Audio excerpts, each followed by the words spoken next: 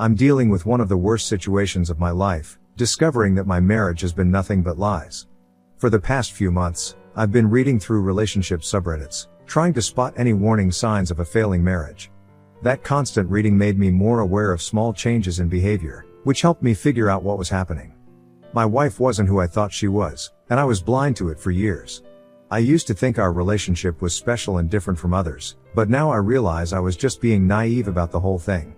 I've been married to Rose for almost 6 years now. We had this really interesting meeting at Best Buy when I was picking parts for a custom PC build. She came up to me while looking lost in the monitor section, probably because I had about 5 different spec sheets spread out in front of me. We clicked right away over our shared interest in technology. She was building her first gaming setup, and I helped her pick out the perfect monitor for her needs. We ended up getting coffee after, and she told me about her job as a software developer. I was working in IT at the time, so we had plenty to talk about. Our relationship moved pretty quickly after that initial meeting. We dated for 3 years, during which we moved in together and adopted a cat. I proposed during a weekend trip to Seattle, where we were attending a gaming convention. The wedding was perfect, small and intimate, just how we wanted it. Now looking back at all those memories, it feels like I was living in a fantasy world where everything seemed perfect but wasn't real at all. Rose has these 2 close friends, Sophia and Lisa, who she's known since college. The 3 of them are inseparable. They have weekly video calls, go on trips together, and celebrate all major life events as a group. I got to know them pretty well over the years, and we developed a friendly relationship. While I wouldn't consider them my closest friends, we get along great at social gatherings and occasionally hang out as couples since they're both married too. They've been there for all our important moments, from our engagement party to our housewarming. The first red flag appeared when I came home early from work one day and found Rose on a call with Sophia and Lisa. She was sitting in our home office, but as soon as I walked in, she completely changed her tone and body language. It wasn't like her usual casual conversations with them. She got all weird and started speaking in this forced, casual way. I tried to joke about what they were discussing, but she brushed it off with some vague answer about weekend plans. The whole interaction felt off, especially since she's usually super open about her conversations with them. I decided to hang around near the office door after leaving the room, mostly because her behavior was so unusual. I could hear her whispering, which was strange since she's usually loud and animated when talking to her friends. They were discussing some trip, and there were multiple mentions of he and him in the conversation. I knew about their planned girls' trip to Cabo, but the way they were talking about it seemed really suspicious. The secretive tone and the mention of some guy didn't add up with what I knew about their vacation plans. Rose had mentioned this upcoming Cabo trip with her friends a few weeks ago. It seemed normal enough. They try to do a big trip together every year, like their weekend in Vegas last summer and their ski trip to Colorado the year before. I thought about joining them since I had some vacation days saved up, but Rose seemed hesitant when I brought it up. She said something about keeping their tradition of girls-only trips, and I didn't push it. My work schedule was packed anyway with a big server migration project that would keep me busy. After she got off the phone, her behavior changed completely. She came up behind me while I was working, hugging me and being extra affectionate. We've always been close, but this felt different, like she was overcompensating for something. It reminded me of how things were right after we had that rough patch last year when she was spending too much time at work with her new project team. She would stay late at the office and then come home being super attentive, almost like she felt guilty about something. I've checked her phone before when things felt off, like during that work project phase when she was getting texts at odd hours. Nothing came up then, but this time felt different. We share our phone passwords. It started when we needed to access each other's phones for emergency contacts and just never changed. Over 9 years together, you develop a sense of when something isn't right, and this definitely wasn't right. I waited until she was in the shower and went through her messages with Sophia and Lisa. Instead of their usual group chat full of memes and complaints about their husbands, they were talking about her trip, not their trip. The messages were full of excited emojis and comments like he's going to love that new bikini and make sure to take lots of pictures for us. They were acting like teenagers planning a secret date, not 3 married women in their 30s. The more I scrolled through their chat, the worse it got. Mixed in with their normal conversations about work and family were these secretive messages about someone named Evan. Then I saw the photos, a guy who looked like he walked straight out of a dating app profile, posing by some lake without a shirt. There was another picture of him with his arm around my wife at what looked like a restaurant. The timestamp showed it was from just 2 weeks ago, when Rose said she was having dinner with her work friends. His name was Evan, and somehow this guy had been part of my wife's life without me knowing anything about him. The chat was full of her friends commenting on how good they looked together and how excited they were about the Cabo trip. Sophia even wrote, "You two are going to have the best time," with about 20 heart emojis. The Sophia who was at our house last weekend for dinner, acting completely normal while knowing my wife was planning a trip with another man. Both Lisa and Sophia were actively encouraging this whole thing. Finding out your wife is planning a romantic getaway with another man hits different than just suspecting an affair. The messages showed they had booked connecting rooms at some fancy resort in Cabo. They were planning dinners at expensive restaurants and scheduling couples massages. The whole thing was in their chat, complete with little heart emojis and excited messages about spending time together. I couldn't read any more. I put her phone back, grabbed my keys, and drove around the neighborhood for an hour, trying to process everything. When I got home, Rose was worried about where I'd gone. She kept asking if something was wrong at work, since I never just leave without saying anything. I made up some story about needing to clear my head after a stressful call with a client. We even sat down to watch TV together, and she cuddled up next to me like nothing was wrong. Meanwhile, I was looking through divorce laws on my phone. I know I had to end things, but just walking away felt too easy. She would just move on with Evan, probably even move him into our house eventually. I started digging online, trying to find out who this Evan guy was. With his first name and the city they met in, I figured I could find something through social media. I needed to know who this person was that my wife chose over our marriage. But more than that, I needed to do something that would make them both realize they couldn't just walk away from this without consequences. The betrayal wasn't just from Rose, it was from her friends too, who sat at my dinner table and laughed at my jokes while helping plan this trip. Edit. Someone here suggested showing up at their romantic getaway. At first, it seemed crazy, spending thousands on last-minute flights and hotels just to confront them. But the more I thought about it, the more it made sense. I had all their reservation details from the chat. I could show up with divorce papers and catch them together. It would cost a lot, especially with divorce lawyer fees coming up, but seeing their faces when I walked up to them at that resort would be worth every penny. Update 1. Looking back at these past 2 weeks, my life has turned into something straight out of those revenge movies I used to think were unrealistic. The whole situation started when I discovered my wife was planning a romantic Cabo getaway with her affair partner while pretending it was a girls' trip. Many people on Reddit warned me that these girls' trips were often covers for something else, which is what I found out in my original post, but I never thought Rose would do this. We were also talking about starting a family next year. But I kept everything normal at home, not letting on that I knew about her plans. We had dinner together every night, watched our usual TV shows, and I even helped her pack for the trip. She kept talking about how much fun she'd have with Sophia and Lisa, showing me their group chat messages about spa appointments and beach activities. The whole time, I was working with a divorce lawyer and booking my own flight to Cabo. The lawyer and I spent hours getting the divorce papers ready, making sure everything was properly documented. He even suggested recording any confrontation for evidence. The last-minute plane ticket cost nearly as much as our entire honeymoon, but I didn't care. I used some of our emergency savings, seemed appropriate since this was definitely an emergency. I even booked a room at the same resort, though thankfully not on her floor. The morning of her flight, I drove her to the airport like any supportive husband would. I watched her walk through security with her new beach clothes and that expensive sun hat I had bought her for her birthday. I looked for Evan in the terminal but didn't spot him. He was probably on a different flight to avoid suspicion. While I was waiting for my evening flight, Rose kept sending me updates. She texted pictures of her ocean view room and the resort's infinity pool, talking about how much she missed me already. Each message just made me more certain about my plan. I packed light, just a backpack with the divorce papers, some clothes, and my phone to record everything. After checking into the resort that night, I barely slept. I kept thinking about all our years together, how we met at that electronics store, our first apartment with the broken AC, all leading up to this moment.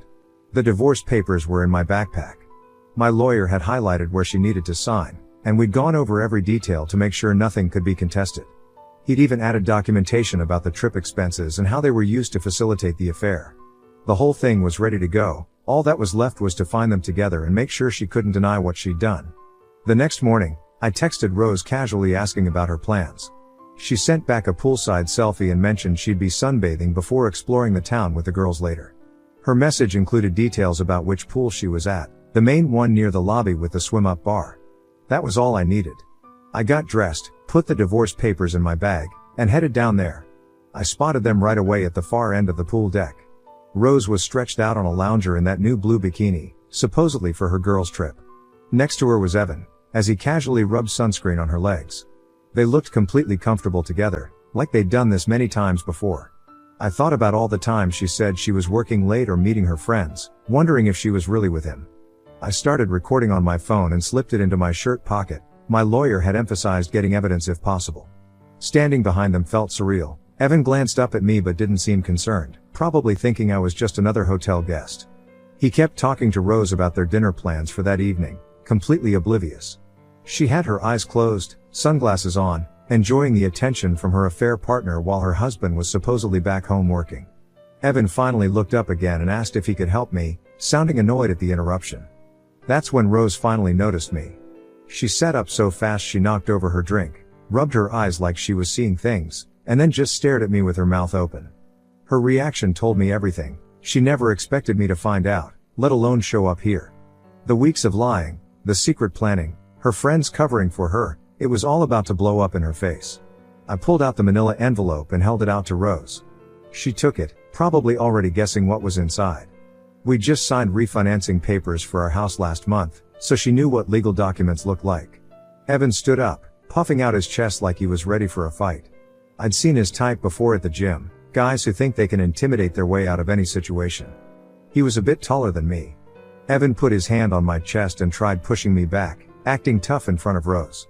She tried pulling him away, probably remembering how I knocked some sense onto a drunk guy who got aggressive with her a few weeks ago. But Evan wasn't backing down. He kept his hand on my chest and started talking about how I needed to leave them alone. The whole situation was ridiculous. This guy was telling me to leave while he was on a romantic vacation with my wife. The next few seconds happened fast. His push got more aggressive, and I reacted by shoving him hard. He stumbled backward over a lounge chair and fell straight into the pool. I couldn't help laughing at the sight of him splashing into the water. Some people around the pool started recording on their phones, probably thinking this would make a good social media post. Rose was freaking out. She tried the classic "it's not what it looks like" line, which was pretty absurd considering she was in a bikini with another man at a couple's resort. I asked her about Sophia and Lisa, knowing full well they were probably at work back home. She opened the envelope just enough to see the divorce papers, then quickly closed it like that would make them disappear. The tears started immediately, not the quiet crying from when her dad was sick, but full sobbing that drew even more attention from other guests. Evan was climbing out of the pool now, looking like a wet angry cat. He was clearly ready to fight, but some guys from the nearby cabana area stepped between us. One of them mentioned hotel security was coming, which was my cue to leave. I turned and walked away from the pool area, not looking back at the scene I just caused. Rose tried following me, still holding the divorce papers, but stopped when I looked at her. Back in my room, I quickly packed my backpack. The front desk staff seemed concerned when I checked out early, probably having heard about the pool incident, but they called a taxi for me anyway. The whole thing took less than 30 minutes. I was there and gone like a hurricane. I spent 6 hours at the airport, sitting at an overpriced bar near my gate. The bartender kept the coffee coming while I watched the video I'd recorded over and over. There they were in crystal clear quality, my wife with another man at a resort we couldn't afford on our joint income. The timestamp would be perfect for the divorce proceedings. The whole trip cost me nearly $3,000 between the flight, hotel, and airport expenses, but seeing their faces and having that video evidence was worth every penny. That night back home, I turned off my phone and had the best sleep since discovering her texts. Rose showed up at our house 2 days later, still wearing her beach clothes and looking like she hadn't slept. She started crying and saying she could explain everything, that Evan was just a friend from work, that nothing serious had happened between them. The same excuses she used when I questioned her about staying late at the office for team meetings. I told her to pack her things and go to her sister's place. Her sister had always given me weird looks at family gatherings, like she knew something I didn't. Now I understood why. No calls or texts from Rose in the past few days. She's probably finally realized there's no fixing this. Her friends haven't reached out either. I guess they know their part in this mess. I changed the locks yesterday and moved all her plants from the backyard to the garage. Update 2. After months of stress and legal battles, I can finally say this chapter of my life is over. The divorce is finalized, and I'm starting to feel like myself again. Finding out about Rose's affair destroyed the image I had of our perfect marriage. But at least now I know the truth, and I got to watch her perfect little plan fall apart at that resort. The video of Evan falling into the pool has become a favorite among my friends, though I keep telling them to stop sharing it. Rose waited a week after the Cabo incident before reaching out. She sent a long text about needing space to think things through, like she was the one who needed time to process everything. During that week, her sister even tried calling me to explain how Rose was going through something and needed understanding. The betrayal went deeper than just Rose. Her entire friend group knew about Evan and encouraged their relationship. Sophia and Lisa, who had been bridesmaids at our wedding, helped plan their romantic getaway. The divorce was inevitable. There was no coming back from that level of deception. Especially not after I saw them together at that resort, acting like teenagers in love while I was supposed to be working overtime to pay for our new roof. Our divorce lawyer was a real professional who knew exactly how to handle everything. The video from the resort was solid evidence, showing Rose clearly with another man on what was supposed to be a girls' trip. We also had screenshots from her group chat discussing their plans and several suspicious bank transactions. The lawyer particularly focused on a series of unexplained Uber rides to areas of town where Rose had no reason to be, and restaurant charges that were too high for just one person. There was even a hotel booking from 3 months ago when she claimed to be at a work conference. Going through our financial records was like uncovering a whole secret life. We found charges for expensive lingerie stores on days she told me she was shopping for work clothes. There were coffee shop bills in parts of town near Evan's office, and various other small expenses that started painting a clear picture. The most damning was a receipt from a jewelry store. She had bought him a watch for his birthday while telling me she was picking up a gift for her dad. Every discovery just reinforced that ending the marriage was the right decision. The final settlement worked out heavily in my favor. Rose's lawyer initially pushed for half of everything, but backed down quickly when we presented all the evidence of her affair expenses. They settled for me keeping the house and my car, while she got 30% of our savings, much less than she would have received normally. The judge wasn't impressed by how she'd used our joint funds to finance her affair, especially the Cabo trip. I even got to keep our dog Robin, who I didn't think needed to be mentioned before, which was a huge relief since I'm the one who always walked him and took him to the vet anyway. Rose's family started calling as soon as word got out about the divorce. Her parents, who had treated me like a son for the past 9 years, were shocked when I told them everything. Her father, who had always bragged about how I was the perfect match for his daughter, went completely silent on the phone. Her mother, who used to invite me over every Sunday for dinner, kept asking if I was sure about what I'd seen. I explained about the Cabo incident, showed them the video, and detailed all the lies their daughter had told. Now they were learning their daughter had thrown it all away for an affair. The investigation into Evan's identity led me down an interesting path. A quick search through Rose's Facebook friends revealed that he was a regional sales manager at a competing tech company, married with 2 kids. His profile was full of family photos, beach vacations, little league games, anniversary dinners. His wife looked like someone from a lifestyle magazine, and their house seemed perfect with its white picket fence and manicured lawn. The whole image screamed suburban happiness, but clearly, that wasn't enough for him. It made a sick kind of sense that he and Rose found each other, 2 people willing to destroy their marriages for some excitement. Contacting his wife was one of the hardest things I've done. I sent her a message explaining who I was, along with a video from Cabo and screenshots from Rose's group chat. At first, she accused me of trying to cause trouble, saying I must have edited the video. She told me about their 15-year marriage, their kids' college funds, the anniversary stuff.